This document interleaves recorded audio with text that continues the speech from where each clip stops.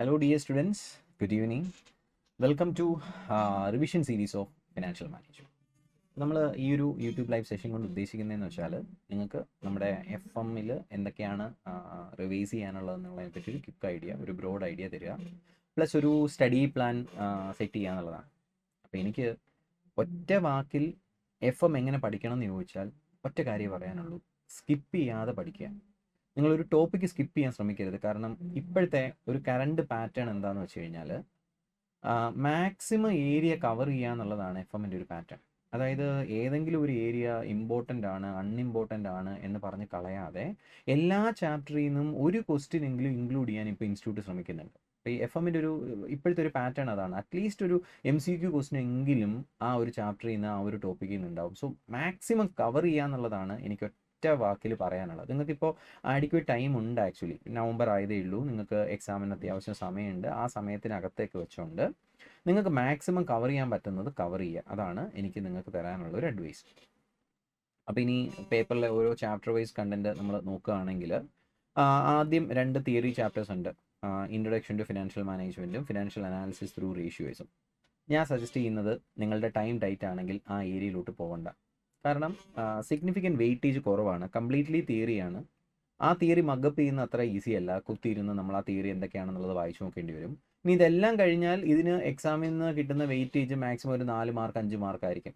അപ്പോൾ ഈ 5 മാർക്ക് സമയത്തിന് വേണ്ടി ഈ 2 തിയറി ചാപ്റ്റർ പഠിക്കണമെന്ന് ചോദിച്ചാൽ ഞാൻ റെക്കമെൻഡ് ചെയ്യും വേണ്ട.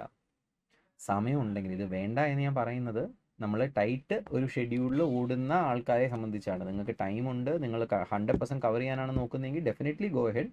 പക്ഷേ സമയമില്ല, ഒരു ടൈറ്റ് ഷെഡ്യൂൾ ആണെങ്കിൽ ഈ ഫസ്റ്റ് 2 ചാപ്റ്റേഴ്സ് സ്കിപ്പ് ചെയ്യാം, ധൈര്യമായിട്ട് സ്കിപ്പ് ചെയ്യാം. കാരണം അതിനേക്കോണം വലിയ വെയിറ്റേജ് വരാറില്ല. ഉണ്ടെങ്കിൽ തന്നെ തിയറി ക്വസ്റ്റ്യൻ ആയിട്ടാണ് വരുന്നത്. തിയറി ക്വസ്റ്റ്യൻ നമ്മളിപ്പോൾ ചോദിക്കുന്ന ഒരു പാറ്റേൺ എന്ന് പറഞ്ഞാൽ MCQ കഴിഞ്ഞ് ബാക്കിയുള്ള വലിയ ക്വസ്റ്റ്യൻസിനകത്ത് നമുക്ക് ചോയ്സിനുള്ളതിനകത്ത് ഒരു ചോയ്സ് കംപ്ലീറ്റ്ലി തിയറി ആയിരിക്കും.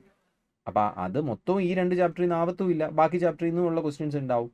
അപ്പോൾ അത് വേണമെങ്കിൽ നിങ്ങൾക്ക് സ്കിപ്പ് ചെയ്തിട്ട് പ്രാക്ടിക്കൽ ക്വസ്റ്റ്യൻ മാത്രമായിട്ട് ആൻസർ ചെയ്യാൻ പറ്റും. അതുകൊണ്ട് എൻ്റെ ഒരു അഡ്വൈസ് എന്ന് പറയുന്നത്, ടൈം ടൈറ്റ് ആണെങ്കിൽ ഈ ആദ്യത്തെ 2 തിയറി ചാപ്റ്റേഴ്സ് നോക്കി സമയം കളയണ്ട. നിങ്ങൾക്ക് ധൈര്യമായിട്ട് അത് കഴിഞ്ഞിട്ടുള്ള റേഷ്യോ അനാലിസിസിനകത്തോട്ട് കയറാം. അപ്പോൾ അത് രണ്ടാമത്തേനകത്ത് വരുന്നൊരു മേജർ ഏരിയ ആണ് നമ്മളുടെ ഫിനാൻഷ്യൽ അനാലിസിസ് ത്രൂ റേഷ്യോസ് എന്ന് പറയുന്നൊരു ചാപ്റ്റർ ഉണ്ട്. അപ്പോൾ റേഷ്യോ അനാലിസിസ് നോക്കുക. കൺസിസ്റ്റൻ്റ്ലി എല്ലാ വർഷവും മിക്കവാറും ഒക്കെ വർഷങ്ങളിൽ റേഷ്യോ എന്ന് ക്വസ്റ്റ്യൻ വരാറുണ്ട്. ഒരു ചെറിയ ക്വസ്റ്റ്യൻ, ഒന്നുകിൽ 5 മാർക്ക് അല്ലെങ്കിൽ 8 മാർക്കിൻ്റെ ക്വസ്റ്റ്യൻ നമുക്ക് റേഷ്യോ അനാലിസിസിൽ നിന്ന് എക്സ്പെക്ട് ചെയ്യാം. അപ്പോൾ റേഷ്യോ നമ്മൾ പഠിച്ച സമയത്ത് പറഞ്ഞിട്ടുണ്ട്, 2 തരത്തിൽ റേഷ്യോ അനാലിസിസിൽ നിന്ന് ചോദ്യം വരാം. ഒന്നെങ്കിൽ ഒരു ഫിനാൻഷ്യൽ സ്റ്റേറ്റ്മെൻറ്റ്സ് തന്നിട്ട് അതിൽ നിന്ന് റേഷ്യോ ഐഡൻറ്റിഫൈ ചെയ്യുക. കമ്പാരിറ്റീവ്ലി ഈസിയാണ്, കാരണം റേഷ്യോ അറിഞ്ഞാൽ മാത്രം മതി. 2 അതിൻ്റെ റിവേഴ്സാണ്. റേഷ്യോ തന്നിട്ടുണ്ടാവും, അതിൽ നിന്ന് ഒരു ബാലൻസ് ഷീറ്റോ പ്രോഫിറ്റ് ആൻഡ് ലോസ് അക്കൗണ്ടോ വർക്കൗട്ട് ചെയ്തെടുക്കണം. അത് കുറച്ചുകൂടെ ഡിഫിക്കൽട്ടാണ്. അപ്പോൾ ആ ഏരിയ ആയിരിക്കും കൂടുതലായിട്ടും ചോദിക്കാൻ ചാൻസ് ഉള്ളത്. റേഷ്യോ അനാലിസിൻ്റെ അഡ്വാൻറ്റേജ്, പ്രീവിയസ് ക്വസ്റ്റ്യനിൽ നിന്ന് ഒരുപാട് ക്വസ്റ്റ്യൻസ് വരാറുണ്ട്. So maximum previous question work out ചെയ്യുക. എൻ്റെ നോട്ട്സ് നമ്മുടെ ക്ലാസ് ട്രിപ്ലയിൽ ഫോളോ ചെയ്ത ആൾക്കാരാണെങ്കിൽ നമ്മൾ ക്ലാസ്സിൽ ചെയ്ത ക്വസ്റ്റ്യൻസും പ്ലസ് ഞാൻ നിങ്ങൾക്കൊരു സ്റ്റഡി വർക്ക് ബുക്ക് നമ്മുടെ ഇൻസ്റ്റിറ്റ്യൂട്ടിൻ്റെ തന്നെ ട്രിപ്ലയുടെ തന്നെ വർക്ക് ബുക്ക് തന്നിട്ടുണ്ട്. അതിലെ മാക്സിമം ക്വസ്റ്റ്യൻസും വർക്കൗട്ട് ചെയ്യാൻ ശ്രമിച്ചാൽ മാത്രം മതി. അതിനപ്പുറത്തേക്ക് റേഷ്യോയിൽ നിന്ന് ഒരു വലിയ ബുദ്ധിമുട്ടുണ്ടാക്കാറില്ല. നോർമലി നമുക്ക് യൂഷ്വലി ചെയ്യാൻ പറ്റുന്ന ക്വസ്റ്റ്യൻസ് ആണ് റേഷ്യോയ്ക്ക് അന്ന് വരിക. സോ അത് അത്രയും ക്വസ്റ്റ്യൻസ് മാക്സിമം പ്രാക്ടീസ് ചെയ്യാനായിട്ട് നോക്കാം.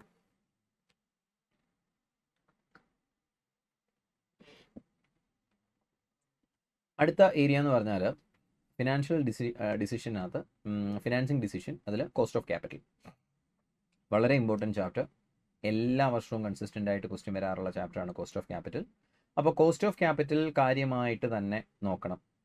നല്ല ടൈം എടുത്ത് നമ്മുടെ ക്ലാസ്സിൽ ചെയ്ത ക്വസ്റ്റ്യൻസ് മൊത്തം വർക്കൗട്ട് ചെയ്യുക. നമ്മുടെ നോട്ട്സ് 100% കവർ ചെയ്യുക. യൂഷ്വലി ഒരു 70 to 80% ചാൻസും നമ്മുടെ നോട്ട്സിനകത്തു നിന്നുള്ള ക്വസ്റ്റ്യൻസ് തന്നെ മിക്കവാറും കിട്ടാറുണ്ട്. ചില ചാൻസുകളിൽ മാത്രം അവർ പുതിയ ക്വസ്റ്റ്യൻസ് കൊണ്ടുവരാറുണ്ട്. അപ്പോൾ അത്തരം ഒരു ചാൻസ് അല്ല എന്നുണ്ടെങ്കിൽ, എക്സെപ്ഷണൽ കേസ് ഒന്നും അല്ല എന്നുണ്ടെങ്കിൽ, നമ്മുടെ നോട്ട്സിൽ നിന്ന് തന്നെ കോസ്റ്റ് ഓഫ് ക്യാപിറ്റലിൻ്റെ ക്വസ്റ്റ്യൻ കിട്ടാറുണ്ട്. ഇപ്പോൾ കഴിഞ്ഞ ചാൻസിലെ കുട്ടികൾ എനിക്ക് 1-2 പേര് മെസ്സേജ് അയച്ചിരുന്നു. അവർ എൻ്റെ നോട്ട്സ് മാത്രം ഡിപ്പെൻഡ് ചെയ്ത് പഠിച്ചതാണ്, ബട്ട് അതിൽ നിന്ന് അവർക്ക് എക്സംഷൻ സ്കോർ ചെയ്യാൻ പറ്റിയെന്നൊക്കെ. ഞാൻ ഒരിക്കലും റെക്കമെൻഡ് ചെയ്യില്ല, അത് മാത്രം മതി എന്ന് ഞാൻ പറയില്ല. ബട്ട് ജനറലി നമുക്ക് അതിൽ നിന്ന് ക്വസ്റ്റ്യൻ കിട്ടാറുണ്ട്. അപ്പോൾ കോസ്റ്റ് ഓഫ് ക്യാപിറ്റലിനകത്തോട്ട് വന്നു കഴിഞ്ഞാൽ അവിടെ പ്രധാനപ്പെട്ട ഏരിയ എന്ന് പറയുന്നത് ഡെറ്റിൻ്റെ കോസ്റ്റ് കാണുക, പ്രിഫറൻസിൻ്റെ കോസ്റ്റ് കാണുക, ഇക്വിറ്റി കോസ്റ്റ് കാണുക, റീറ്റെയിൻ ഏർണിങ്സ് കോസ്റ്റ് ആണ്. അപ്പോൾ അവിടെ ഓർക്കേണ്ട ഒരു പോയിന്റ് എന്ന് പറഞ്ഞു കഴിഞ്ഞാൽ, ഡെറ്റിൻ്റെയൊക്കെ കോസ്റ്റ് കണ്ട സമയത്ത് നമ്മളൊരു മെത്തേഡ് സ്കിപ്പ് ചെയ്തിട്ടാണ് ആദ്യം പോയത്. YTM, yield to maturity. അത് നമ്മൾ അവസാനം പഠിച്ചിട്ടുണ്ട്. നമ്മുടെ ക്യാപിറ്റൽ ബഡ്ജറ്റിംഗ് പഠിച്ചതിന് ശേഷം നമ്മളത് റീവിസിറ്റ് ചെയ്തിട്ടുണ്ട്. അപ്പോൾ നിങ്ങൾ അവസാന ക്ലാസ്സുകളിൽ ശ്രദ്ധിച്ചില്ല എന്നുണ്ടെങ്കിൽ ആ ഏരിയ സ്കിപ്പ് ചെയ്ത് പോകാനുള്ള ചാൻസ് കൂടുതലാണ്. അപ്പോൾ ഒരിക്കലും ഈ YTM yield to maturity method സ്കിപ്പായി പോകരുത്. ഇനി നമ്മുടെ ക്ലാസ് ഫോളോ ചെയ്യാത്തവരെ സംബന്ധിച്ചും മിക്കവാറും എല്ലാവരും ഈ കോസ്റ്റ് ഓഫ് ക്യാപിറ്റലായിരിക്കും സ്റ്റാർട്ട് ചെയ്യുന്നത്. പക്ഷേ ഈൽഡ് ടു മെച്യൂരിറ്റി പഠിക്കണം എന്നുണ്ടെങ്കിൽ IRRൻ്റെ കോൺസെപ്റ്റ് മനസ്സിലാക്കണം. അപ്പോൾ അത് മനസ്സിലാക്കാതെ നമുക്കിത് ചെയ്യാൻ പറ്റത്തില്ല. അപ്പോൾ പിന്നെ IRR പഠിക്കാൻ വേണ്ടി നമ്മൾ ഈ മെത്തേഡ് സ്കിപ്പ് ചെയ്യും. അപ്പോൾ യൂഷ്വലി കുട്ടികൾ സ്കിപ്പായി പോകുന്നൊരു മെത്തേഡാണ് YTM. പക്ഷേ കൺസിസ്റ്റൻ്റ് ആയിട്ട് ക്വസ്റ്റ്യൻ വരുന്നുണ്ട് YTM, എസ്പെഷ്യലി കഴിഞ്ഞ ഒരു 3, 4, 5 വർഷത്തെ ചാൻസുകൾ നോക്കിയാൽ 1-2 തവണ എടുത്തെടുത്ത് വീണ്ടും അവർ YTMൻ്റെ കോൺസെപ്റ്റ് ചോദിച്ചിട്ടുണ്ട്, ഈൽഡ് ടു മെച്യൂരിറ്റി മെത്തേഡ് ചോദിച്ചിട്ടുണ്ട്.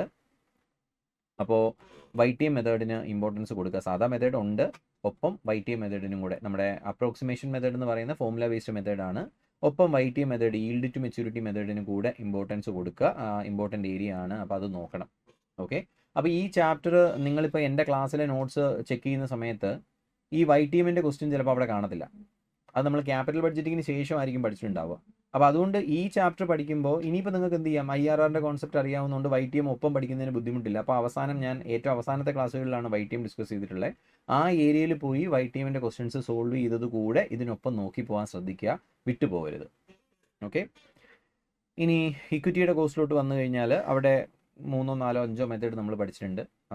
Gordon method, normal no growth model, CAPM model, പിന്നെ ഈ പറഞ്ഞ റിയലൈസ്ഡ് ഈൽഡ് അപ്രോച്ച്. അവിടെയും നമ്മൾ സ്കിപ്പ് ചെയ്ത അപ്രോച്ച് എന്ന് പറയുന്ന റിയലൈസ്ഡ് ഈൽഡ് അപ്രോച്ച് ആണ്. അത് YTM കോൺസെപ്റ്റ് തന്നെയാണ്, IRRൻ്റെ കോൺസെപ്റ്റ് തന്നെയാണ്.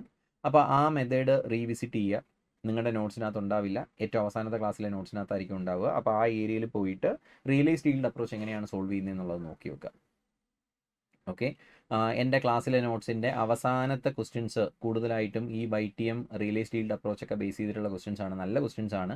ഇടയ്ക്ക് റാൻഡമായിട്ട് അവർ ചോദിക്കാറുണ്ട് അത്ര ഏരിയ. അപ്പോൾ അത്ര ഏരിയയ്ക്ക് കൂടുതൽ ഇമ്പോർട്ടൻസ് കൊടുത്ത് തന്നെ നോക്കി വെക്കുക. കാരണം അതിൽ കുറച്ച് ടഫായിട്ടുള്ള ഏരിയ എന്ന് പറയുന്നത് അതാണ്. അടുത്ത പ്രിഫറൻസ് ഷെയറിൻ്റെ കോസ്റ്റിലോട്ടൊക്കെ വന്നാൽ വലിയ കഥകളൊന്നും ഇല്ല. പ്രിഫറൻസ് ഷെയറിൻ്റെ കോസ്റ്റിനകത്ത് ഈസിയാണ്, നോർമൽ ഇത് മാത്രമേ ഉള്ളൂ. പിന്നെ റിട്ടേൺ ഏണിങ്സ് ആണ്. അതിനകത്തെ 3 എക്സെപ്ഷണൽ കേസസ് ഒക്കെ നമ്മൾ പറഞ്ഞിട്ടുണ്ട്. ജനറൽ കേസിൽ റിട്ടേൺ ഏണിങ്സിൻ്റെ കോസ്റ്റ് എന്ന് പറയുന്നത് എന്തായിരിക്കും, ഇക്വിറ്റിയുടെ കോസ്റ്റ് തന്നെയായിരിക്കും. പക്ഷേ ചില എക്സെപ്ഷണൽ കേസിനകത്ത് റിട്ടേൺ ഏണിങ്സിൻ്റെ കോസ്റ്റും ഇക്വിറ്റിയുടെ കോസ്റ്റും സെയിം ആവില്ല. അത്ര എക്സെപ്ഷണൽ കേസൊക്കെ നമ്മൾ കണ്ടിട്ടുണ്ട്. എസ്പെഷ്യലി ഫ്ലോട്ടേഷൻ കോസ്റ്റ് ഒക്കെ വരുന്ന സെനാരിയോ.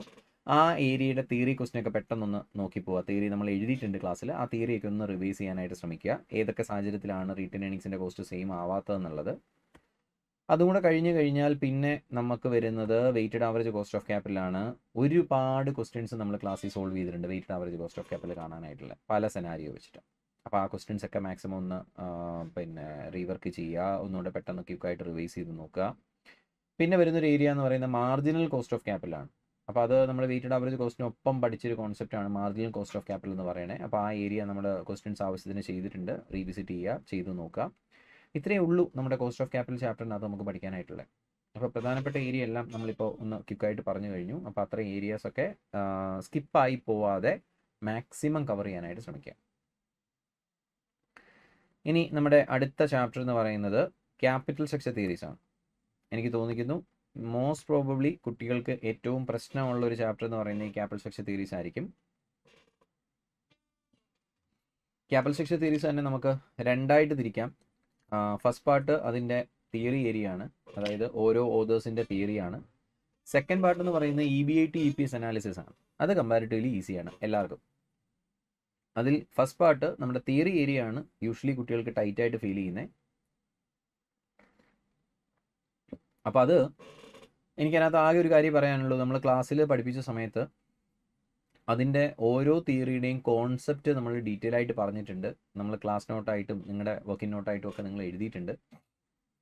ആ നോട്ട്സ് വായിക്കാൻ ശ്രമിക്കുക. നിങ്ങൾ കോൺസെപ്റ്റ് അറിയാതെ അതിൻ്റെ പ്രാക്ടിക്കൽ ക്വസ്റ്റ്യൻ ചെയ്തിട്ട് കാര്യമില്ല. അപ്പോൾ ക്യാപിറ്റൽ സ്ട്രക്ചർ പഠിക്കുന്ന സമയത്ത് നമ്മൾ എൻഷുർ ചെയ്യേണ്ടത് അതിൻ്റെ കോൺസെപ്റ്റ് മനസ്സിലാക്കാനാണ്. ആ കോൺസെപ്റ്റ് അറിയാതെ പ്രോബ്ലം മാത്രം ചെയ്തുകൊണ്ടിരുന്നാൽ ഒരു ക്വസ്റ്റ്യൻ ചെയ്ത രീതിയിലായിരിക്കില്ല അടുത്ത ക്വസ്റ്റ്യൻ ചെയ്യുന്നുണ്ടാവും. അപ്പോൾ നിങ്ങൾ അവിടെ കൺഫ്യൂസ്ഡ് ആവും. അപ്പോൾ ഈ സമയത്ത് അവസാന നിമിഷമാണ് എങ്കിൽ കൂടെ ഞാൻ എടുത്തു പറയുന്നു, ക്യാപിറ്റൽ സ്ട്രക്ചർ ചെയ്യാൻ ശ്രമിക്കുമ്പോൾ ആദ്യം അതിൻ്റെ കോൺസെപ്റ്റ് വായിക്കുക. ആ വായിച്ചതിന് ശേഷം മാത്രം അതിൻ്റെ പ്രാക്ടിക്കൽ ക്വസ്റ്റ്യൻ ചെയ്യാം. ഞാൻ വേറെ ചാപ്റ്ററിലൊന്നും ഇത്രയും സ്ട്രെസ് ചെയ്തത് പറയില്ല, ക്യാപിറ്റൽ സ്ട്രക്ചറിൻ്റെ കേസിൽ മാത്രമേ പറയുന്നുള്ളൂ. അപ്പോൾ അവിടെ ഈ നെറ്റിംഗ് അപ്രോച്ച് നമുക്ക് പഠിക്കാനുള്ളത് netting approach, operating approach, Modigliani Miller approach with tax, without tax, ഇതാണ് പ്രധാനമായിട്ട് നമുക്ക് പ്രോബ്ലം ഏരിയ ആയിട്ട് പഠിക്കാനുള്ളത്. പിന്നെ ട്രഡീഷണൽ അപ്രോച്ചൊക്കെ ഉണ്ട്, വലിയ സിഗ്നിഫിക്കൻസ് ഒന്നുമില്ല. അപ്പോൾ ഇമ്പോർട്ടൻ്റ് ആയിട്ടുള്ള ഏരിയ എന്ന് പറയുന്നത് net income approach, net operating approach, approach with tax, without tax. അപ്പോൾ ഈ 2 ഏരിയ 4 എന്ത് ചെയ്യുക, കൃത്യമായിട്ട് അതിൻ്റെ കോൺസെപ്റ്റ് വായിക്കുക, അതിനുശേഷം മാത്രം അതിൻ്റെ പ്രോബ്ലംസ് ചെയ്യാൻ ശ്രമിക്കുക. ഓക്കെ, അതിൽ തന്നെ മോഡിഗ്ലനി മില്ലർ അപ്രോച്ച് കൂടുതൽ ഇമ്പോർട്ടൻസ് കൊടുക്കണം. അതിൽ മോഡിഗ്ലനി മില്ലർ അപ്രോച്ച് പ്രൂവ് ചെയ്യാനായിട്ട് പലതവണ ചോദിച്ചിട്ടുണ്ട്, ഇമ്പോർട്ടൻ്റ് ഏരിയ ആണ്. അപ്പോൾ നിങ്ങൾക്ക് മോഡിഗ്ലനി മില്ലർ അപ്രോച്ച് പ്രൂവ് ചെയ്യാനായിട്ട് ഉള്ള ഏരിയ കാര്യമായിട്ട് നോക്കുക. അപ്പോൾ അവിടെ വാല്യൂ സെയിം ലെവേർഡ് ആണെങ്കിലും അൺലെവേർഡ് ആണെങ്കിലും സെയിം ആവുന്നത് എങ്ങനെയാണെന്നുള്ളതിൻ്റെ ഒരു 4 ഡിഫറെൻറ്റ് ക്വസ്റ്റ്യൻസ് നമ്മൾ ചെയ്തിട്ടുണ്ട്. അതായത് ലെവേർഡ് ഫേമിൻ്റെ വാല്യൂ കൂടുതലാണ്, അൺലെവേർഡ് ഫേമിൻ്റെ വാല്യൂ കുറവാണ്. അപ്പോൾ എങ്ങനെയാണ് ആർബിട്രേജ് പ്രോസസ്സ് നടക്കുക എന്നുള്ളത്. 2 അതിൻ്റെ റിവേഴ്സ് ആർബിട്രേജ് പ്രോസസ്സ്. അതായത് അൺലെവേർഡ് ഫേമിൻ്റെ വാല്യൂ കൂടുതലാണ്, ലെവേർഡ് ഫേമിൻ്റെ വാല്യൂ കുറവാണ്. ആ സാഹചര്യത്തിൽ എങ്ങനെയാണ് റിവേഴ്സ് ആർബിട്രേജ് പ്രോസസ്സ് നടക്കുക എന്നുള്ളത് നമ്മൾ പഠിച്ചിട്ടുണ്ട്. ഈ 2 ക്വസ്റ്റ്യൻ നമ്മൾ ഇത് 4 ക്വസ്റ്റ്യൻ ആയിട്ടാണ് നമ്മൾ ചെയ്തേക്കുന്നത്. അപ്പോൾ ഈ 2 ഏരിയ ഇമ്പോർട്ടൻ്റ് ആണ്. ഇനി 2 ഉള്ളത് ആർബിട്രേജ് പ്രോസസ്സ് ചെയ്യുമ്പോൾ ഇൻകം എങ്ങനെ ഇൻക്രീസ് ചെയ്യാം എന്ന് പറഞ്ഞിട്ട് 2 ക്വസ്റ്റ്യൻ നമ്മൾ സ്റ്റഡി മെറ്റീരിയൽ ക്വസ്റ്റ്യൻ തന്നെയാണ്, എൻ്റെ നോട്ട്സിനകത്ത് ഇൻക്ലൂഡ് ചെയ്തിട്ടുണ്ട്. അപ്പോൾ അത് വെച്ചിട്ടുള്ള 2 ക്വസ്റ്റ്യൻസ് വേറെ വീണ്ടും ചെയ്തിട്ടുണ്ട്. അതാണ് ഞാൻ പറഞ്ഞത്, മൊത്തം 4 ക്വസ്റ്റ്യൻസ് ആണ് നമുക്കതിനകത്തുള്ളത്. ആ 4 ക്വസ്റ്റ്യൻ തറവായിട്ട് എടുത്ത് നോക്കുക. അത് കറക്റ്റായിട്ട് മനസ്സിലാക്കിയാൽ ഇതിനെ ബേസ് ചെയ്ത് ഏത് ക്വസ്റ്റ്യൻ വന്നാലും നിങ്ങൾക്ക് ചെയ്യാൻ പറ്റും. അപ്പോൾ ആർബിട്രേജ് പ്രോസസ്സ് എക്സ്പ്ലെയിൻ ചെയ്യാനുള്ള ക്വസ്റ്റ്യൻ ഇമ്പോർട്ടൻ്റ് ആണ്, നോക്കുക. ഒന്നുകൂടെ പറയാം, അതിൽ ഒന്നാമത്തെ കേസ് ഈ ഇലസ്ട്രേഷൻ ലെവേർഡ് ഫേമിൻ്റെ വാല്യൂ അൺലെവേർഡ് ഫേമിൻ്റെ വാല്യൂവിനേക്കാൾ കൂടുതലായാൽ എങ്ങനെ ആർബിട്രേജ് പ്രോസസ്സ് നടക്കും. 2 ഇലസ്ട്രേഷൻ 7 ആണ്. ഇലസ്ട്രേഷൻ 7-നകത്ത് ഇൻകം ഇൻക്രീസ് ചെയ്യുന്നത് എങ്ങനെ എന്നുള്ള സെനാരിയോ ആണ്. ഞാനത് 3ാമത് പറഞ്ഞ കേസാണ്. അതായത് ലെവേർഡ് ഫേമിൻ്റെ വാല്യൂ തന്നെ അൺലെവേർഡ് ഫേമിൻ്റെ വാല്യൂവിനേക്കാൾ കൂടുതലാണ്, പക്ഷേ അവിടെ ജമ്പ് ചെയ്യുന്ന ഇൻവെസ്റ്റർക്ക് എങ്ങനെ ഇൻകം ഇൻക്രീസ് ചെയ്യാൻ പറ്റും എന്നുള്ളതാണ് അവിടെ നോക്കിയൊരു ഏരിയ എന്ന് പറയുന്നത്. അപ്പോൾ അത് നോക്കുക, 7ാമത്തെ കേസ്. 8ാമത്തെ കേസ് വീണ്ടും അൺലെവേർഡ് ഫേമിൻ്റെ വാല്യൂ കൂടുതലായ സെനാരിയോ ആണ്. Value of unlevered firm is more than levered firm ആണ്. അപ്പോൾ അത് നോക്കുക. ലാസ്റ്റ് അതേ സെനാരിയോ, അൺലെവേർഡ് ഫേമിൻ്റെ വാല്യൂ കൂടുതലുമാണ്, ഇൻകം ഇൻക്രീസ് ചെയ്യാൻ വേണം. അപ്പോൾ ഇതാണ് ഞാൻ പറഞ്ഞത്, മോഡിഗ്ലനി മില്ലറുമായി ബന്ധപ്പെട്ട 4 ക്വസ്റ്റ്യൻസ് നമ്മൾ പഠിച്ചിട്ടുണ്ട്. ഈ 4 ക്വസ്റ്റ്യൻ കൃത്യമായി മനസ്സിലാക്കിയാൽ MME എന്നുള്ള ഏത് ക്വസ്റ്റ്യൻ നിങ്ങൾക്ക് ചെയ്യാൻ പറ്റും. ഓക്കെ, അപ്പോൾ അത് 4 കൃത്യമായിട്ട് മനസ്സിലാക്കുക. പലതവണ റിപ്പീറ്റ് ചെയ്ത് ചോദിക്കാറുള്ള ഏരിയ ആണ്, ഇമ്പോർട്ടൻ്റ് ഏരിയ ആണ്, റിവിഷനെ സംബന്ധിച്ച് ഇമ്പോർട്ടൻ്റ് ആയിട്ടുള്ള ഏരിയ ആണ്. ഓക്കെ, ഇനി മോഡിഗ്ലനി മില്ലർ കഴിഞ്ഞു. പിന്നുള്ളത് അപ്രോച്ച് വിത്ത് ടാക്സ് ആണ്. കമ്പാരിറ്റീവ്ലി ഈസിയാണ്. നമ്മൾ അതിൻ്റെ കുറേ ക്വസ്റ്റ്യൻസ് ചെയ്തിട്ടുള്ളതാണ് അപ്രോച്ച് വിത്ത് ടാക്സ് എന്ന് പറയുന്നത്. അപ്പോൾ അതിൻ്റെ കോൺസെപ്റ്റ് ആദ്യം മനസ്സിലാക്കുക, ദെൻ അതിൻ്റെ ഇത് ചെയ്ത് നോക്കുക. പിന്നെ ഈ pecking order theory, trade off theory എന്നൊക്കെ പറഞ്ഞിട്ടുള്ള തിയറി ഏരിയാസ് ഉണ്ട്. വലിയ കാര്യമാത്രമായ ഇമ്പോർട്ടൻസ് ഇല്ല, പഠിക്കേണ്ടതെന്നല്ല, ബട്ട് കമ്പാരിറ്റീവ്ലി ഇമ്പോർട്ടൻസ് കുറഞ്ഞ ഏരിയ ആണ്.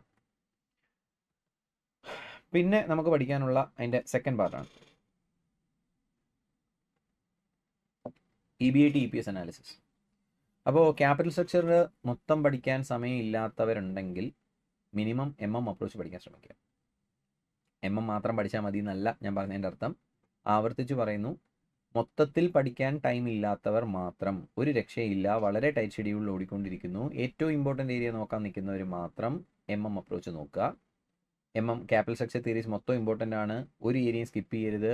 ആവർത്തിച്ച് പറയുന്നു, സ്കിപ്പ് ചെയ്യരുത്. ബട്ട് ഞാൻ പറയുന്നത് നിങ്ങൾക്ക് ഒരു തരത്തിൽ ടൈം കണ്ടെത്താൻ പറ്റുന്നില്ല, അങ്ങനെയുള്ള ഒരാൾക്കാർ മാത്രം ഇമ്പോർട്ടൻ്റ് ഏരിയ മാത്രം പഠിക്കാൻ നോക്കുന്നവർ പറഞ്ഞ അപ്രോച്ച് നോക്കുക, അല്ലാത്തവർ മൊത്തം ഏരിയ നോക്കുക. ആവർത്തിച്ച് പറയുന്നു, റിസ്ക് കൂടുതലാണ് സ്കിപ്പ് ചെയ്താൽ, കാരണം ക്വസ്റ്റ്യൻ അതിൽ നിന്ന് വരാനുള്ള ചാൻസ് ഉണ്ട്. ഓക്കെ, അഗെയിൻ അപ്പോൾ നിങ്ങളുടെ റിസ്ക് ആണ്, നിങ്ങൾക്ക് ടൈം ഇല്ലെങ്കിൽ മാത്രം MMലോട്ട് ഒതുങ്ങുക.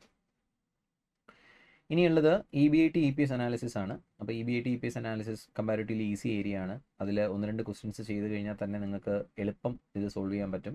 ബേസിക്കലി നമ്മുടെ മുമ്പിൽ പല ഓപ്ഷൻസ് ഉണ്ട്. ഈ ഓപ്ഷൻ ഏത് ഓപ്ഷനിൽ നിന്ന് ഫണ്ട് കണ്ടെത്തണം എന്നുള്ളതാണ്.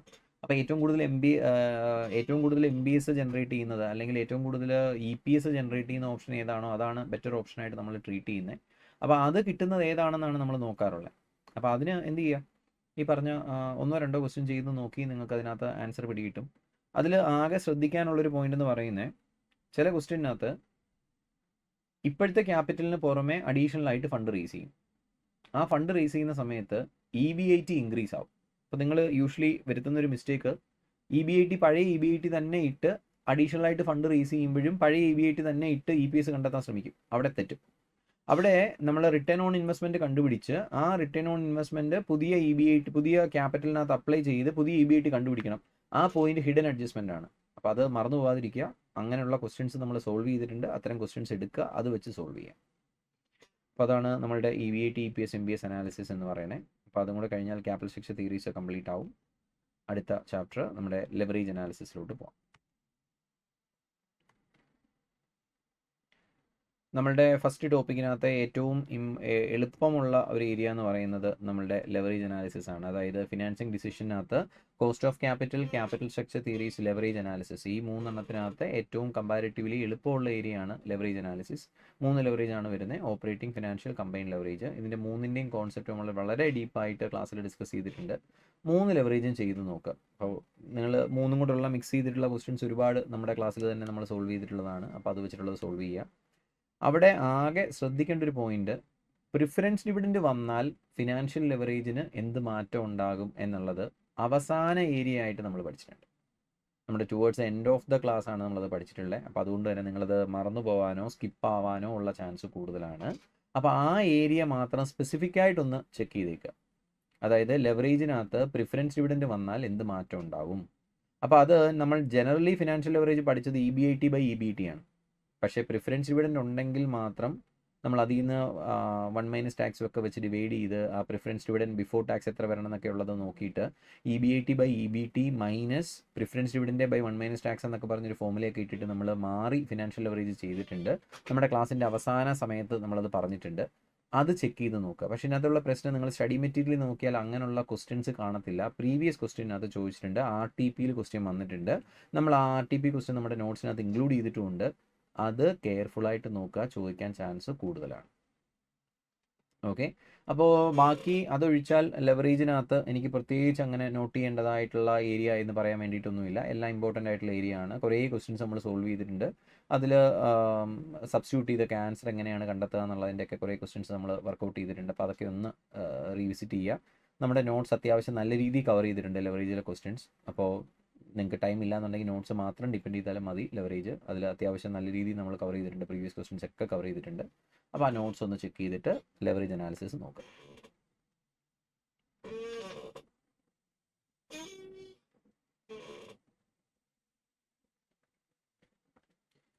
അടുത്ത നമ്മുടെ ഇതിൻ്റെ സെക്കൻഡ് പാർട്ടാണ് ക്യാപിറ്റൽ ബഡ്ജറ്റിംഗ്, ഇൻവെസ്റ്റ്മെൻറ്റ്. സെക്കൻഡ് മൊഡ്യൂളാണ്.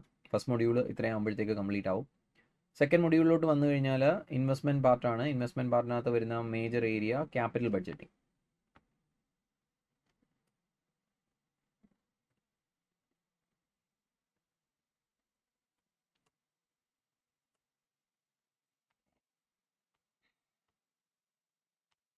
അപ്പോൾ ഇൻവെസ്റ്റ്മെൻറ്റ് ഡിസിഷൻ്റെ കേസിൽ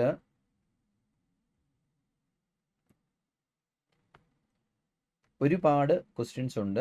നിങ്ങൾക്ക് ഏറ്റവും കൂടുതൽ ടൈം എടുക്കുന്നൊരു ഏരിയ ഇൻവെസ്റ്റ്മെൻറ്റ് ഡിസിഷൻ ആയിരിക്കും, ക്യാപിറ്റൽ ബഡ്ജറ്റിംഗ് ആയിരിക്കും നിങ്ങൾക്ക് ഏറ്റവും കൂടുതൽ ടൈം കൺസ്യൂം ആവുന്നൊരു ഏരിയ എന്ന് പറയുന്നത്.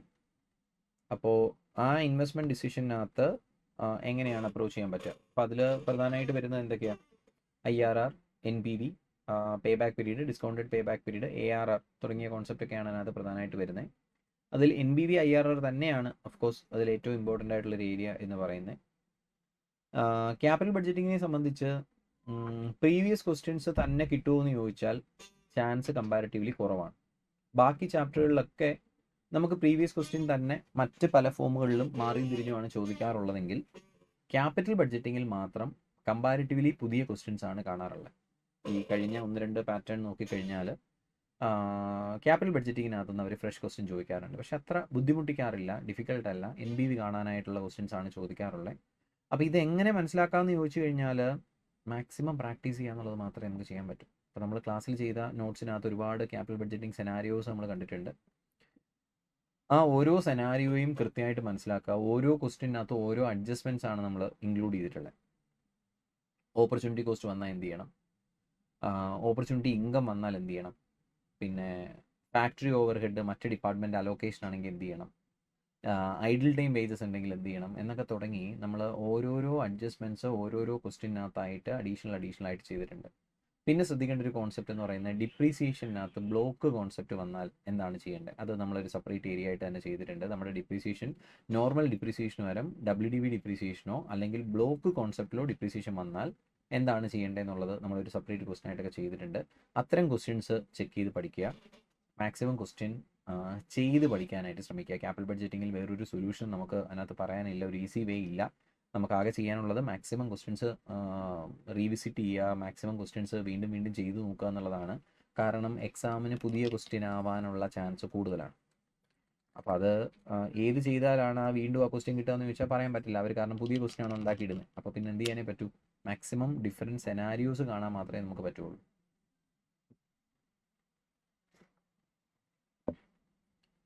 ഇനി നോട്ട്സിലെ ക്വസ്റ്റ്യൻ പറയാനാണെങ്കിൽ ഈ മൂന്നാമത്തെ ക്വസ്റ്റ്യൻ ഇമ്പോർട്ടൻ്റ് ആണ്. എൻ്റെ ക്ലാസ്സിലെ മൂന്നാമത്തെ ക്വസ്റ്റ്യൻ. അതുപോലെ അഞ്ചാമത്തെ ക്വസ്റ്റ്യൻ 9 Gems ലിമിറ്റഡ് എന്ന് പറയുന്ന കമ്പനി, അതിൻ്റെ അതായത് മെഷീൻ റിപ്പയർ ചെയ്യണോ റീപ്ലേസ് ചെയ്യണോ എന്നുള്ളൊരു ക്വസ്റ്റ്യൻ ഉണ്ടായിരുന്നു. അപ്പോൾ അതിൽ സങ്ക് കോസ്റ്റിൻ്റെ ആപ്ലിക്കേഷനൊക്കെ വരുന്ന ക്വസ്റ്റ്യൻ ആണ്. അപ്പോൾ അത് ഇമ്പോർട്ടൻ്റ് ഒരു ക്വസ്റ്റ്യൻ ആണ്, ഒന്ന് ചെക്ക് ചെയ്യുക. അത് ചെയ്ത് കഴിഞ്ഞാൽ നിങ്ങൾക്ക് 1-2 കോൺസെപ്റ്റ് ഫെമിലിയർ ആവുകയും ചെയ്യും. ഈ സങ്ക് കോൺസെപ്റ്റിൻ്റെയൊക്കെ സങ്ക് കോസ്റ്റിൻ്റെയൊക്കെ കോൺസെപ്റ്റ് ഫെമിലിയർ ആവുകയും ചെയ്യും. അപ്പോൾ 5th ക്വസ്റ്റ്യൻ ചെയ്ത് നോക്കുക. പിന്നെ 7th ക്വസ്റ്റ്യൻ ചെയ്ത് നോക്കുക. അവിടെ ലോസ് സെറ്റ് ഓഫ് ചെയ്യുന്നൊരു അഡ്ജസ്റ്റ്മെൻറ്റ് വരുന്നൊരു ക്വസ്റ്റ്യൻ ആണ് 7th ക്വസ്റ്റ്യൻ. അപ്പോൾ ആ 7th ക്വസ്റ്റ്യൻ ചെയ്ത് നോക്കുക. ഇതൊക്കെ എൻ്റെ നോട്ട്സിനെ ഡിപ്പെൻഡ് ചെയ്താണ് ഞാൻ പറയുന്നത്. എൻ്റെ ക്ലാസ് ഫോളോ ചെയ്യാത്തവർ ഇതൊന്ന് പോസ് ചെയ്ത് ഈ ക്വസ്റ്റ്യൻ ഏതാണെന്ന് കണ്ടുപിടിച്ചതിന് ശേഷം നിങ്ങൾക്ക് അത് നിങ്ങൾ റെഫർ ചെയ്യുന്ന ബുക്കിനകത്ത് ഉണ്ടെങ്കിൽ അതൊന്ന് വർക്കൗട്ട് ചെയ്യാൻ ശ്രമിക്കുക. പിന്നെ നമ്മുടെ സംബന്ധിച്ചിട്ട് വരികയാണെങ്കിൽ 14 ക്വസ്റ്റ്യൻ നമ്പർ 14 ഞാനിവിടെ സ്ക്രീൻ ഷെയർ ചെയ്തിട്ടുണ്ട്. ആനുവൽ കോസ്റ്റ് സേവിങ് 60,000 എന്ന് പറയുന്ന ഈ ഒരു ക്വസ്റ്റ്യൻ നല്ല ക്വസ്റ്റ്യൻ ആണ്. അത് NBVയുടെ IRRൻ്റെയും PI പ്രോഫിറ്റബിലിറ്റി ഇൻഡെക്സിൻ്റെയും കൂടെ കോൺസെപ്റ്റ് മിക്സ് ചെയ്തിട്ടുള്ളൊരു ക്വസ്റ്റ്യൻ ആണ്. അത് ചെക്ക് ചെയ്യുന്നത് നല്ലതായിരിക്കും. കാരണം അത് വെച്ചിട്ട് നിങ്ങൾക്ക് 1-2 കോൺസെപ്റ്റുകൾ നിങ്ങൾക്ക് ഫെമിലറൈസ് ചെയ്യാനായിട്ട് പറ്റും. സോ ആ ക്വസ്റ്റ്യൻ നോക്കുക. പിന്നെ ഞാൻ സജസ്റ്റ് ചെയ്യുന്നൊരു ക്വസ്റ്റ്യൻ എന്ന് പറയുന്നത്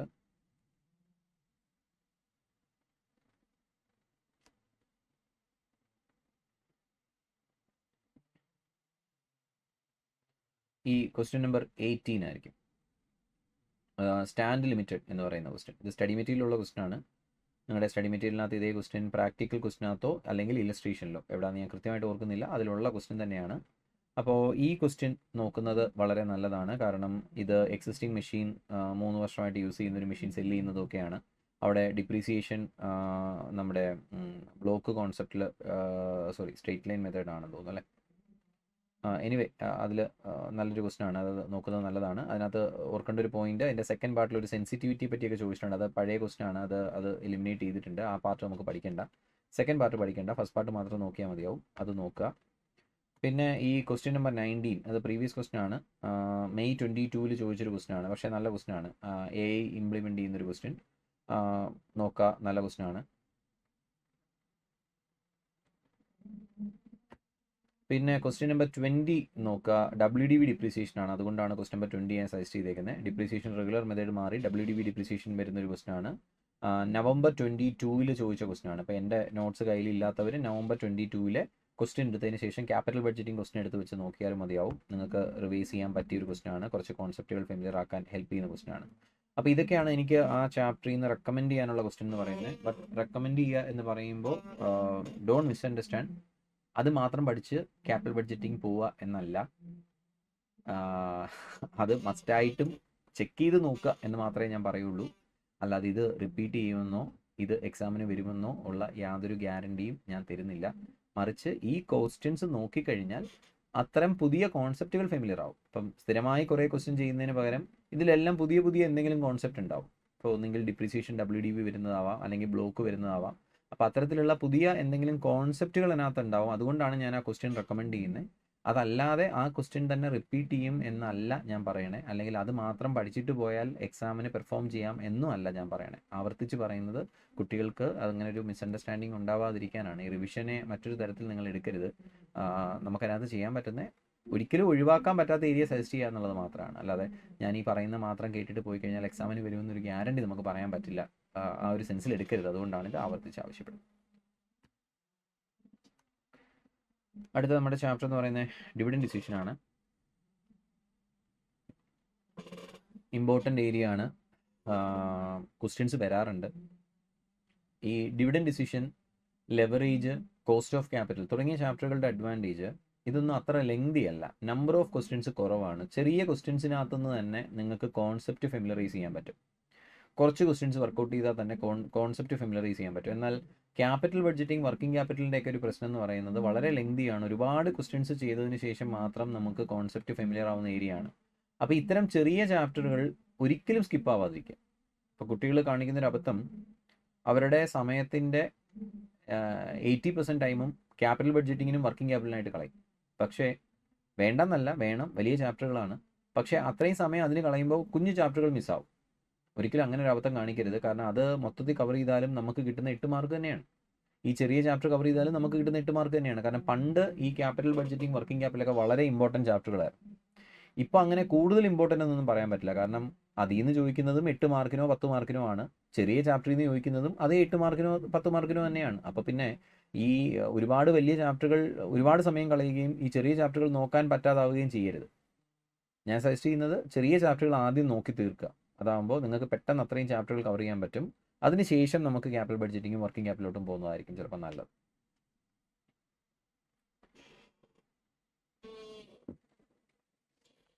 ഇനി ഡിവിഡൻഡ് ഡിസിഷനിലോട്ട് എത്തുകയാണെങ്കിൽ, ഡിവിഡൻഡ് ഡിസിഷനകത്ത് പ്രധാനമായിട്ട് 3 തിയറിയാണ് നമുക്ക് പഠിക്കാനായിട്ടുള്ളത്. നമ്മുടെ Gordon model, Walter model, MM approach. ഇത് 3ഉം മാറിയും തിരിഞ്ഞും ഒരുപാട് തവണ ചോദിച്ചിട്ടുണ്ട്. ഓക്കെ, ഷെയറിൻ്റെ പ്രൈസ് കമ്പ്യൂട്ട് ചെയ്യാനായിട്ടാണ് കൂടുതൽ ക്വസ്റ്റ്യൻസും വരിക. അപ്പോൾ അതിൽ ഈ 3 അപ്രോച്ചും മാറിയും തിരിഞ്ഞും ചോദിക്കാറുണ്ട്. സോ 3 അപ്രോച്ചും നോക്കുക, അതാണ് എനിക്കതിനകത്ത് പറയാനുള്ളത്. MM അപ്രോച്ച് നോക്കുക, വോൾട്ടർ നോക്കുക, ഗോർഡൻ നോക്കുക. അതിൽ തന്നെ MM അപ്രോച്ചിൻ്റെ ഡിവിഡൻഡ് ഇർറിലവൻസി തിയറി കുറച്ച് കൂടുതൽ ഇമ്പോർട്ടൻ്റ് ആണ്. ഇത് 3 ഈസിയാണ്. അപ്പോൾ നിങ്ങൾക്ക് പെട്ടെന്ന് ഗ്രാസ്പ് ചെയ്യാൻ പറ്റുന്നൊരു ചാപ്റ്ററാണ് ഡിവിഡൻഡ് ഡിസിഷൻ. അതുകൊണ്ട് തന്നെ ഒരിക്കലും സ്കിപ്പ് ചെയ്യാൻ പാടില്ല ഡിവിഡൻഡ് ഡിസിഷൻ. നിങ്ങൾക്ക് ഈസി ആയിട്ട് മനസ്സിലാക്കാനും സ്കോർ ചെയ്യാനും പറ്റുന്നൊരു ഏരിയ ആണ്. മിക്കവാറും ചാൻസുകളിലൊക്കെ ഒരു 8 മാർക്ക് 7 മാർക്കിൻ്റെ ചോദ്യം ഇതിനകത്തുനിന്ന് വരാറുമുണ്ട്. അപ്പോൾ അതുകൊണ്ട് കൂടുതൽ ഇമ്പോർട്ടൻസ് കൊടുക്കേണ്ട ഒരു ചാപ്റ്ററാണ് ഡിവിഡൻഡ് ഡിസിഷൻ. അതിൽ തന്നെ MM അപ്രോച്ച് മസ്റ്റായിട്ട് ചെയ്ത് നോക്കുക. നിങ്ങളുടെ മെറ്റീരിയലിനകത്ത് തന്നെ 1-2 ഇല്ലുസ്ട്രേഷൻസ് ഉണ്ട്. അത് തന്നെയാണ് ഞാൻ എൻ്റെ നോട്ട്സിൽ ഇൻക്ലൂഡ് ചെയ്തേക്കുന്നത്. അത് ചെയ്യുമ്പോൾ തന്നെ MM അപ്രോച്ച് നിങ്ങൾക്ക് പ്രൂവ് ചെയ്യാനുള്ള ക്വസ്റ്റ്യൻ ഈസി ആയിട്ട് ചെയ്യാൻ പറ്റും. അപ്പോൾ അത് ചെയ്ത് നോക്കുക.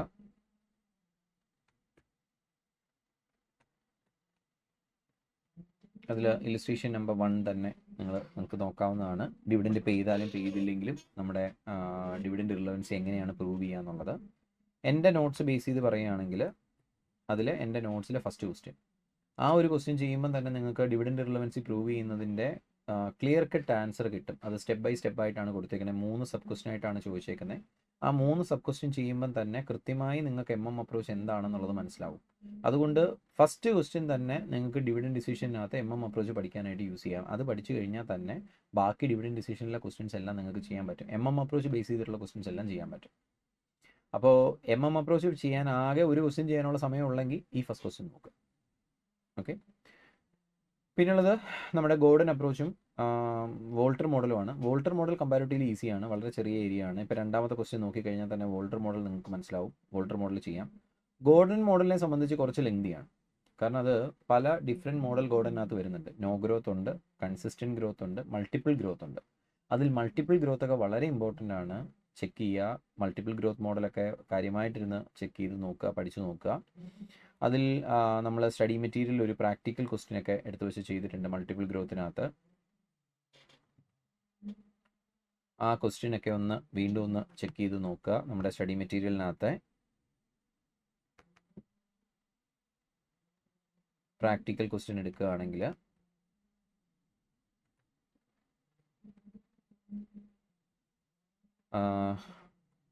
ഈ 5ാമത്തെ question, A&R limited it's a large cap multinational company എന്ന് പറഞ്ഞ് തുടങ്ങിയ ക്വസ്റ്റ്യൻ. ഇത് നമ്മളുടെ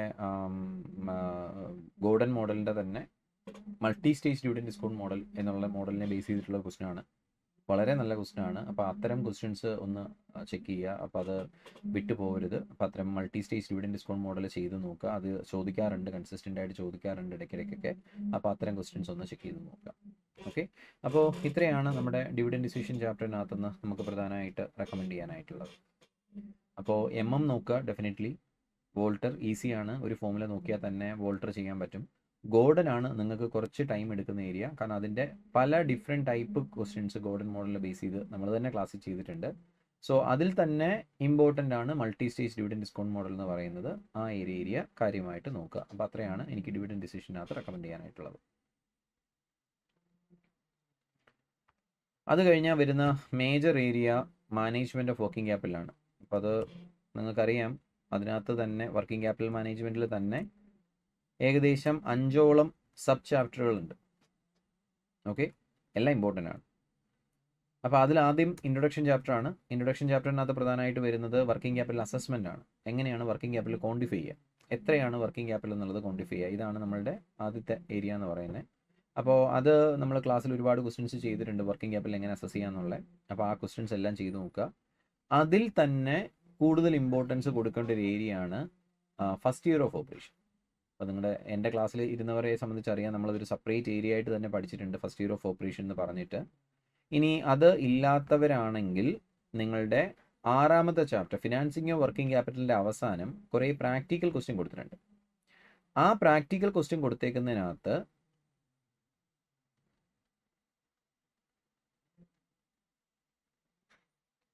ക്വസ്റ്റ്യൻ നമ്പർ 6 മുതലുള്ള questions, question number 6 Aneja limited എന്ന് പറയുന്ന question, question number 7 Trux company, അത് നോക്കണ്ട, അത് ഫസ്റ്റ് ഇയർ ഓഫ് ഓപ്പറേഷൻ അല്ല.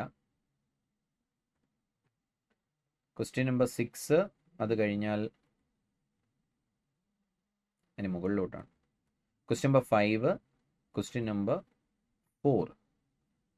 ഏറ്റവും ഇമ്പോർട്ടൻ്റ് ഏരിയ ആണ് വർക്കിംഗ് ക്യാപിറ്റൽ മാനേജ്മെൻറ്റിൽ തന്നെ one of the difficult area എന്ന് പറയാം. ഞാൻ ഇമ്പോർട്ടൻ്റ് ഏരിയ എന്ന് പറയാൻ കാരണം അത് അത്ര ഡിഫിക്കൽട്ട് ആയതുകൊണ്ടാണ്. ഓക്കെ, മറ്റൊരു സെൻസിലല്ല, അത് ചോദിക്കാൻ ചാൻസ് കൂടുതലാണ് എന്നുള്ള അർത്ഥത്തിലല്ല. കാരണം ചോദിക്കുന്നത് ഫസ്റ്റ് ഇയർ ഓഫ് ഓപ്പറേഷൻ ഒരുപാട് ഫ്രീക്വൻസി ഒന്നും പറയാൻ പറ്റത്തില്ല. പക്ഷേ ഒരു നോർമൽ വർക്കിംഗ് ക്യാപിറ്റൽ ക്വസ്റ്റ്യൻ ആണെങ്കിൽ നിങ്ങൾക്ക് ഈസി ആയിട്ട് ചെയ്യാൻ പറ്റും. ഈ ഫസ്റ്റ് ഇയർ ഓഫ് ഓപ്പറേഷൻ ആണെങ്കിൽ കുറച്ച് കൺഫ്യൂസിങ് ആണ്. അപ്പോൾ അത് ക്വസ്റ്റ്യൻ നമ്പർ 4, 5, 6 പ്രാക്ടിക്കൽ ക്വസ്റ്റ്യൻ 4, 5, 6 മസ്റ്റായിട്ടും ചെയ്ത് നോക്കുക. അത് കൺഫ്യൂസിങ് ആണ്. ആ കൺഫ്യൂഷൻ ഒഴിവാക്കാൻ വേണ്ടിയിട്ടാണ് പറയുന്നത്. നമ്മൾ ക്ലാസ്സിൽ സോൾവ് ചെയ്ത ക്വസ്റ്റ്യൻ ആണ്. ഇനി നമ്മുടെ ക്ലാസ് ഫോളോ ചെയ്യാത്തവരാണെങ്കിൽ കൂടെ question number 4, 5 and 6 practical question ആണ് ഞാൻ പറയുന്നത്. നിങ്ങളുടെ ചാപ്റ്റർ 6ൻ്റെ അവസാനമാണ് അത് കൊടുത്തിട്ടുള്ളത്, പ്രാക്ടിക്കൽ ക്വസ്റ്റ്യൻ ഉള്ളത്. ആ പ്രാക്ടിക്കൽ ക്വസ്റ്റ്യൻ അത് 4, 5, 6 എടുത്തു വെച്ച് ചെയ്യുക. അത് ഫസ്റ്റ് ഇയർ ഓഫ് ഓപ്പറേഷൻ ആണ്. അത് സെപ്പറേറ്റ് ആയിട്ട് ട്രീറ്റ് ചെയ്യേണ്ട ക്വസ്റ്റ്യൻ ആണ്. നമ്മുടെ ജനറലായിട്ട് വർക്കിംഗ് ക്യാപിറ്റൽ മാനേജ്മെൻറ്റ് കാണുന്ന പോലെ അല്ല ആ ക്വസ്റ്റിനെ അപ്രോച്ച് ചെയ്യേണ്ടത്. അത് ഫസ്റ്റ് ഇയർ ആയതുകൊണ്ട്, ഫസ്റ്റ് ഇയർ ഓഫ് ഓപ്പറേഷൻ ആയതുകൊണ്ട് അതിൻ്റെ അഡ്ജസ്റ്റ്മെൻറ്റ്സിനകത്ത് ഒരുപാട് ഡിഫറൻസ് ഉണ്ട്. അപ്പോൾ ആ ഡിഫറൻസ് കൃത്യമായി മനസ്സിലാക്കി പഠിക്കുക. ക്ലാസ് ഫോളോ ചെയ്തവരാണെങ്കിൽ നിങ്ങൾക്ക് കൃത്യമായിട്ട് ആ ഡിഫറൻസ് അറിയാം. അതായത് നോർമൽ വർക്കിംഗ് ക്യാപിറ്റൽ എങ്ങനെയാണ് അസസ് ചെയ്യേണ്ടത്, ഫസ്റ്റ് ഇയർ ഓഫ് ഓപ്പറേഷൻ ആണ് എന്താണ് ചെയ്യേണ്ടത്, ആ ഡിഫറൻസ് ക്ലിയറായി മനസ്സിലാക്കിയതിന് ശേഷം ചെയ്യും. പിന്നെ വരുന്ന മറ്റൊരു important area double shift working ആണ്. ഡബിൾ ഷിഫ്റ്റ് വർക്കിങ്ങിന് ഞാൻ റെക്കമെൻഡ് ചെയ്യുന്നത് ഇൻസ്റ്റിറ്റ്യൂട്ടിൻ്റെ സ്റ്റഡി മെറ്റീരിയലിലുള്ള ഇലിസ്ട്രേഷൻ നമ്പർ 5 ആണ്. 5 ആണെന്നാണ് എൻ്റെ ഓർമ്മ നമ്പർ.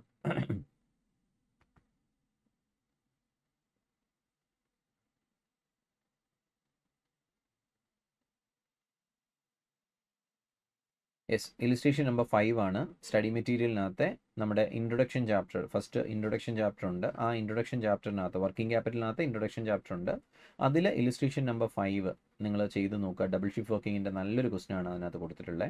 ആ ഒരു ക്വസ്റ്റ്യൻ ചെയ്യുന്നതിനകത്ത് നിന്ന് തന്നെ നിങ്ങൾക്ക് ഡബിൾ ഷിഫ്റ്റ് വർക്കിംഗ് അത്യാവശ്യം മാസ്റ്റർ ചെയ്യാൻ പറ്റും. അപ്പോൾ ആ ഇലിസ്ട്രേഷൻ നമ്പർ 5 നോക്കുക. നമ്മൾ ക്ലാസ്സിൽ ചെയ്ത ക്വസ്റ്റ്യൻ ആണ്. അപ്പോൾ അത് വർക്കൗട്ട് ചെയ്യുക. ഇതാണ് എനിക്ക് ഈ ഇൻട്രൊഡക്ഷൻ ചാപ്റ്ററിനകത്ത് റെക്കമെൻഡ് ചെയ്യാനുള്ള ഏരിയ.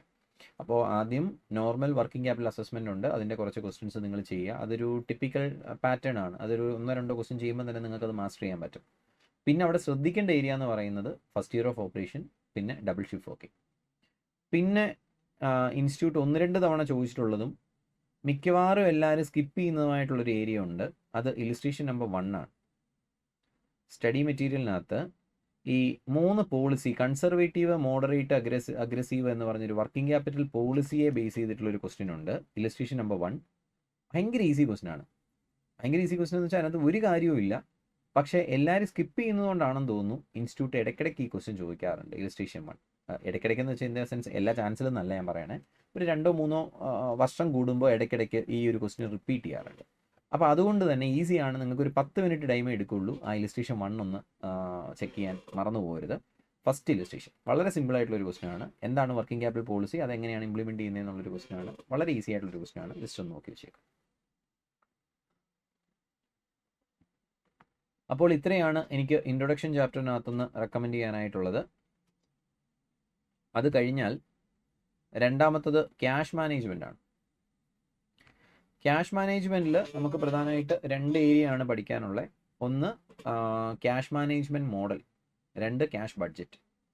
അപ്പോൾ ഈ 2 ഏരിയയാണ് നമുക്ക് അതിനകത്ത് വരുന്നത്. ഒന്ന് ക്യാഷ് ബഡ്ജറ്റ് ആണ്, 2 ക്യാഷ് മാനേജ്മെൻറ്റ് മോഡലാണ്. ക്യാഷ് മാനേജ്മെൻറ്റ് മോഡൽ എന്ന് പറയുന്നത് EOQ മോഡലാണ്.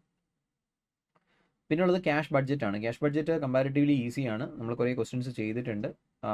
അപ്പോൾ അതിൽ ഒരു ക്വസ്റ്റ്യൻ റെക്കമെൻഡ് ചെയ്യാൻ പറയുകയാണെങ്കിൽ ഞാൻ സ്റ്റഡി മെറ്റീരിയലിലെ ഒരു ഇല്ലസ്ട്രേഷൻ ആയിരിക്കും റെക്കമെൻഡ് ചെയ്യുക. അത് ഇല്ലസ്ട്രേഷൻ നമ്പർ 6 ആണ്. ഒരു മന്ത്ലി ക്യാഷ് ബഡ്ജറ്റ് 6 മാസത്തേക്ക് പ്രിപ്പയർ ചെയ്യുന്ന ഒരു ക്വസ്റ്റൻ ആണ്. ഇല്ലസ്ട്രേഷൻ 6 കമ്പാരിറ്റീവ്ലി ഈസി ആയിട്ടുള്ളൊരു ക്വസ്റ്റൻ ആണ്. ഇത് ഒരു ക്ലറിക്കൽ ജോബാണ്. തെറ്റിക്കാതെ ഓരോ ഫിഗർ കറക്റ്റായിട്ട് എടുത്ത് എഴുതുക എന്ന് പറഞ്ഞൊരു പ്രോസസ്സ് മാത്രമേ ഈ ക്യാഷ് ബഡ്ജറ്റ് പ്രിപ്പയർ ചെയ്യാനായിട്ടുള്ളൂ.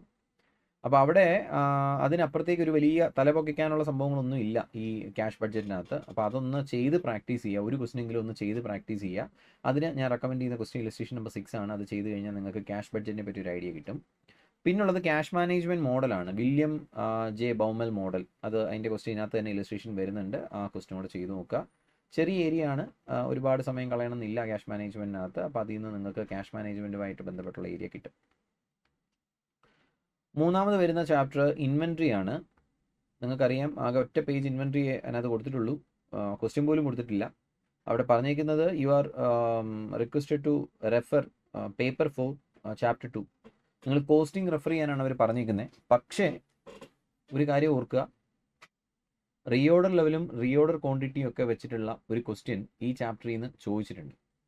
അത് കോസ്റ്റിങ്ങിലുള്ള ക്വസ്റ്റ്യൻ ആണ്. നമ്മുടെ FMനകത്ത് ഒരു ക്വസ്റ്റ്യൻ പോലും അവർ കൊടുത്തിട്ടില്ല. മെറ്റീരിയൽ എന്ന് പറയുന്ന ചാപ്റ്റർ റെഫർ ചെയ്യാനാണ് പറഞ്ഞേക്കണേ. അതായത് നിങ്ങളുടെ കോസ്റ്റിങ്ങിനകത്ത് മെറ്റീരിയൽ എന്ന് പറയുന്ന ചാപ്റ്റർ റെഫർ ചെയ്യാനാണ് പറഞ്ഞേക്കണേ. ഈ കോസ്റ്റിങ്ങിനകത്ത് മെറ്റീരിയലിനകത്ത് EOQ ഉണ്ട്, റീഓർഡർ ലെവൽ, റീഓർഡർ ക്വാണ്ടിറ്റി എന്നൊക്കെ പറഞ്ഞ് വളരെ വലിയൊരു ചാപ്റ്ററാണ്. അവിടെ ചോദിക്കുന്ന ഏത് ചോദ്യവും ഇവിടെ വേണമെങ്കിൽ ചോദിക്കാം. ടെക്നിക്കലി ഒരുപാട് തവണ ചോദിച്ചിട്ടില്ല. പക്ഷേ ഒരു തവണ EOQ ബേസ് ചെയ്ത നല്ലൊരു ക്വസ്റ്റ്യൻ ചോദിച്ചു, മറ്റൊരു തവണ റീഓർഡർ ലെവൽ ബേസ് ചെയ്തിട്ടുള്ള നല്ലൊരു ക്വസ്റ്റ്യൻ ചോദിച്ചു. അപ്പോൾ ഒരിക്കലും ഇത് സ്കിപ്പ് ചെയ്യരുത്. ജസ്റ്റ് കോസ്റ്റിംഗ് ഇതിനകത്ത് ഒന്നുമില്ല എന്ന് വിചാരിച്ചുകൊണ്ട് ഇൻവെൻട്രിയെ ഒഴിവാക്കരുത്. ചില ചാൻസുകളിൽ അവർ ഇത്തരത്തിലുള്ള നല്ല ചാൻസ് ഉള്ള നല്ല ക്വസ്റ്റ്യൻസ് ചോദിക്കാം. അപ്പോൾ അത്തരം ക്വസ്റ്റ്യൻസ് ഒന്ന് നോക്കി വെക്കുക. ഇനി എൻ്റെ നോട്ട്സിനകത്ത് ഈ ഫിനാൻസിങ്ങോ വർക്കിംഗ് ക്യാപിറ്റൽ എന്ന് പറയുന്ന ഒരു ഏരിയയ്ക്കകത്ത് നമ്മൾ അത്തരം ക്വസ്റ്റ്യൻ ഇൻക്ലൂഡ് ചെയ്തിട്ടുണ്ട്.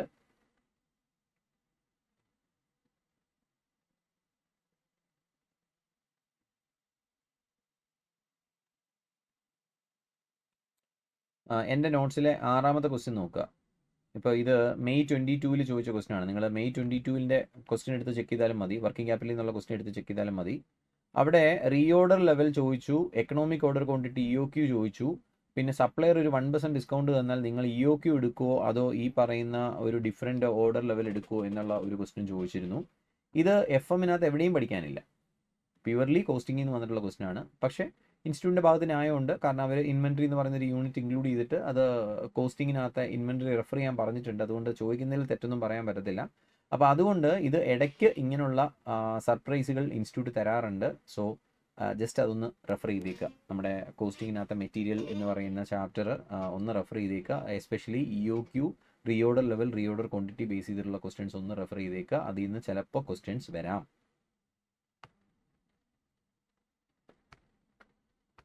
അപ്പോൾ ഇൻവെൻട്രി കഴിഞ്ഞാൽ പിന്നുള്ളത് റിസീവബിൾസ് ആണ്. റിസീവബിൾസിനകത്ത് 2 മേജർ ഏരിയ ആണുള്ളത്. ഒന്ന് ക്രെഡിറ്റ് പോളിസി ഇവാലുവേഷൻ, 2 ഫാക്ടറിങ്. ഈ 2 കോൺസെപ്റ്റാണ് റിസീവബിൾസ് എന്ന് പറയുന്ന ചാപ്റ്ററിനകത്തുള്ളൂ. അത് ഒരുപാട് തവണ ക്വസ്റ്റ്യൻസ് വരുന്ന ഏരിയ ആണ് റിസീവബിൾസ്. ഇമ്പോർട്ടൻ്റ് ആണ്, കൂടുതൽ ക്വസ്റ്റ്യൻസ് ചോദിച്ചിട്ടുണ്ട്. പക്ഷേ പഠിക്കാൻ ആകെ 2 ഏരിയ ഉള്ളൂ. കമ്പാരിറ്റീവ്ലി എളുപ്പമാണ്. അപ്പോൾ നിങ്ങൾ ക്രെഡിറ്റ് പോളിസി ഇവാലുവേഷൻ ഒരു ക്വസ്റ്റ്യൻ പറയുവാണെങ്കിൽ ഞാൻ സ്റ്റഡി മെറ്റീരിയൽ ഇല്ലസ്ട്രേഷൻ തന്നെ വീണ്ടും റെക്കമെൻഡ് ചെയ്യും. ഒന്നുകിൽ ഇല്ലസ്ട്രേഷൻ 12 നിങ്ങൾക്ക് നോക്കാം. അത് ക്രെഡിറ്റ് പോളിസി വാല്യുവേഷൻ്റെ നല്ലൊരു ക്വസ്റ്റ്യൻ ആണ്. അല്ലെങ്കിൽ ഇല്ലസ്ട്രേഷൻ 13 നോക്കാം. അത് റിസീവബിൾ ടേൺ ഓവർ റേഷ്യോ ഒക്കെ ബേസ് ചെയ്തിട്ടുള്ള ഒരു നല്ല ക്വസ്റ്റ്യൻ ആണ്. 12ഉം 13ഉം അത് നോക്കിക്കഴിഞ്ഞാൽ നിങ്ങൾക്ക് ക്രെഡിറ്റ് പോളിസി വാല്യുവേഷൻ മനസ്സിലാക്കാൻ പറ്റും. പിന്നുള്ളത് ഫാക്ടറിങ് ആണ്. ഫാക്ടറിങ്ങിനകത്തും ഞാൻ സ്റ്റഡി മെറ്റീരിയൽ ഒരു ക്വസ്റ്റ്യൻ തന്നെയാണ് റെക്കമെൻഡ് ചെയ്യുന്നത്. നമ്മളുടെ ഇല്ലസ്ട്രേഷൻ നമ്പർ 15 അത് ഫാക്ടറിങ്ങിനെ ബേസ് ചെയ്തിട്ടുള്ള നല്ലൊരു ക്വസ്റ്റ്യൻ ആണ്. പിന്നെ അതിനകത്ത് ഞാൻ റെക്കമെൻഡ് ചെയ്യുന്ന ഒരു ക്വസ്റ്റ്യൻ എന്ന് പറയുന്നത് എഫക്റ്റീവ് കോസ്റ്റ് ഓഫ് ഫാക്ടറിങ് കാണാനായിട്ട് എൻ്റെ നോട്ട്സിൽ ഇൻക്ലൂഡ് ചെയ്തൊരു ക്വസ്റ്റ്യൻ ഉണ്ട്.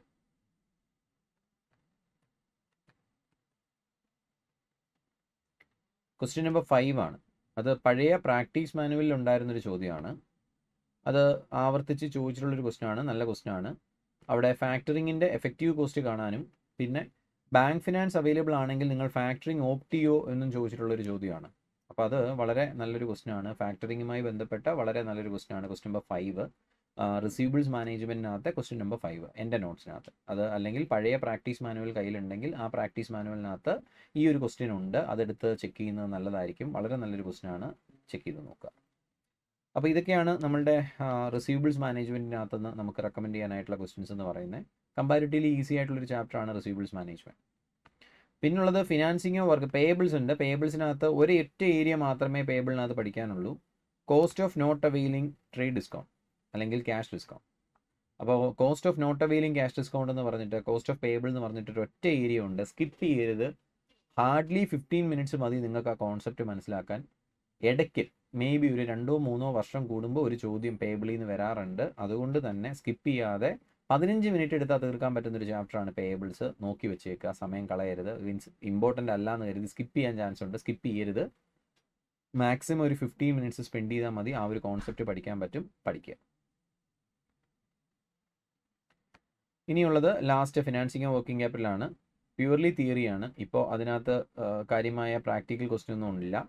പണ്ട് ഇതിനകത്ത് ടാൻഡം കമ്മിറ്റി റെക്കമെൻഡേഷൻ എന്ന് പറഞ്ഞൊരു ഏരിയ ഉണ്ടായിരുന്നു. നമ്മുടെ പഴയ നോട്ട്സിനകത്തൊക്കെ അതുണ്ടായിരുന്നു. ഇപ്പോൾ അത് എലിമിനേറ്റ് ചെയ്തു. പഴയ സിലബസിൽ പഠിച്ചു വന്ന് ഈ ചാൻസ് എഴുതുന്ന ആരെങ്കിലും ഉണ്ടെങ്കിൽ അതൊന്ന് ശ്രദ്ധിച്ചേക്കുക. ടാൻഡം കമ്മിറ്റി റെക്കമെൻഡേഷൻ ഇപ്പോൾ സിലബസിൽ ഇല്ല. അത് നമുക്ക് എടുത്ത് കളഞ്ഞതാണ്. അത് ഇനി പഠിക്കേണ്ട ആവശ്യമില്ല. അപ്പോൾ ഇത്രയും ആയിക്കഴിഞ്ഞാൽ നമ്മളുടെ വർക്കിംഗ് ക്യാപിറ്റൽ മാനേജ്മെൻറ്റ് തീരും. അപ്പോൾ ഇത്രയൊക്കെ തന്നെയാണ് നമ്മളുടെ സിലബസിൽ ഉള്ളത്. നമ്മളുടെ പ്രധാനപ്പെട്ട ഏരിയ എല്ലാം കവർ ചെയ്തു എന്ന് വിചാരിക്കുന്നു.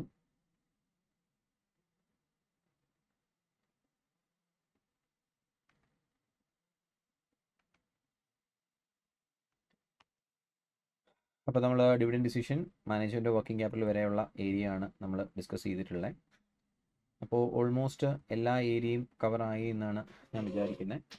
അപ്പോൾ ഇതിൽ ഇനി എന്തെങ്കിലും ഡൗട്ട് ഉണ്ടെങ്കിൽ ആസ് യൂഷ്വൽ നിങ്ങളിപ്പോൾ ചെയ്തുകൊണ്ടിരിക്കുന്ന പോലെ തന്നെ നിങ്ങൾ വാട്സാപ്പിൽ കോൺടാക്ട് ചെയ്യുക. നമ്മൾ ഓൾറെഡി ഡൗട്ട്സ് ഒരുപാട് കുട്ടികൾ ചോദിക്കുന്നുണ്ട്, ക്ലിയർ ചെയ്ത് കൊടുക്കുന്നുണ്ട്. അപ്പോൾ അത് നിങ്ങൾ ഫർദറായിട്ട് കണ്ടിന്യൂ ചെയ്യുക. FM പഠിക്കാൻ എന്നോടൊരു റെക്കമെൻഡേഷൻ ചോദിച്ചാൽ ഞാൻ പറയുന്നത് ആദ്യം പറഞ്ഞ അതേ പോയിൻ്റാണ്. സ്കിപ്പ് ചെയ്യാതിരിക്കുക. ഏതെങ്കിലും ഒരു ചാപ്റ്റർ ഇമ്പോർട്ടൻ്റ് ആണ്, അൺഇമ്പോർട്ടൻ്റ് ആണെന്ന് പറഞ്ഞൊരു കോൺസെപ്റ്റ് ഇപ്പോൾ ഇല്ല. അത് പോയി. ഇപ്പോൾ എല്ലാ ചാപ്റ്ററും ഇമ്പോർട്ടൻ്റ് ആണ്. എല്ലാ ചാപ്റ്ററിൽ നിന്നും ക്വസ്റ്റ്യൻ വരാറുണ്ട്. അപ്പോൾ നമുക്ക് ആകെ വളരെ കുറച്ച് ചാപ്റ്ററുകളേ ഉള്ളൂ. നിങ്ങൾ ചാപ്റ്ററിൻ്റെ കൗണ്ട് എണ്ണി നോക്കി കഴിഞ്ഞ് കഴിഞ്ഞാൽ റേഷ്യോ മുതൽ തുടങ്ങിയാൽ മതി. Ratio, cost of capital, capital structure, leverage,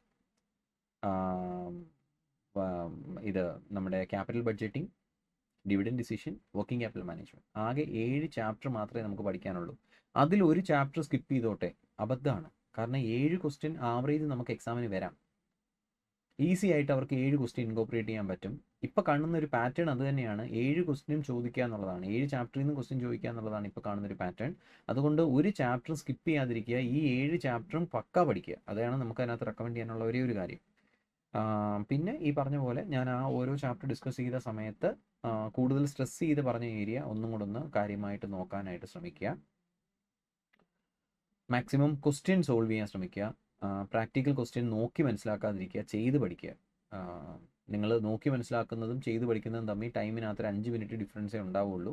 ആ 5 മിനിറ്റ് ലാഭിക്കാൻ വേണ്ടി നോക്കി മനസ്സിലാക്കാതിരിക്കുക, അത് ചെയ്ത് നോക്കുക. ഓക്കെ, അപ്പോൾ ഇത്രയൊക്കെയാണ് നമുക്കതിനകത്ത് പ്രത്യേകിച്ച് പറയാനായിട്ടുള്ള ഏരിയ എന്ന് പറയുന്നത്. അപ്പോൾ ഇനി നമ്മളുടെ എക്സാം സീരീസ് വരുന്നുണ്ട്. അപ്പോൾ എന്ത് ചെയ്യുക, നമ്മുടെ തന്നേക്കുന്ന പാറ്റേൺ അനുസരിച്ച് നിങ്ങളതൊന്ന് പഠിച്ചതിന് ശേഷം എക്സാം എഴുതി നോക്കുക. അപ്പോഴാണ് നിങ്ങൾക്കൊരു കോൺഫിഡൻസ് ബിൽഡപ്പ് ആവുന്നത്. എന്നിട്ട് ഫർദർ എന്തെങ്കിലും ഡൗട്ട് ഉണ്ടെങ്കിൽ ആസ് യൂഷ്വൽ നമ്മുടെ വാട്സാപ്പിൽ കോൺടാക്ട് ചെയ്യാം. എന്തെങ്കിലുമൊക്കെ ഡൗട്ട് ഉണ്ടെങ്കിൽ നിങ്ങൾക്ക് ഈ വീഡിയോയുടെ ഇതിനകത്ത് കമൻറ്റ് ചെയ്യാം. ഞാൻ പറ്റുമെന്നുണ്ടെങ്കിൽ റിപ്ലൈ ചെയ്യാൻ ശ്രമിക്കാം. Okay, thank you guys. അപ്പോൾ ഇത് യൂസ്ഫുൾ ആയെന്ന് വിചാരിക്കുന്നു. ഒരു ഷോർട്ട് സെഷനാണ്. അപ്പോൾ അത് വെച്ചിട്ട് നിങ്ങൾക്ക് എക്സാം ഒന്ന് പ്ലാൻ ചെയ്യാനായിട്ട് ഇത് ഹെൽപ്ഫുൾ ആവുമെന്ന് വിചാരിക്കുന്നു. Okay, bye. Thank U.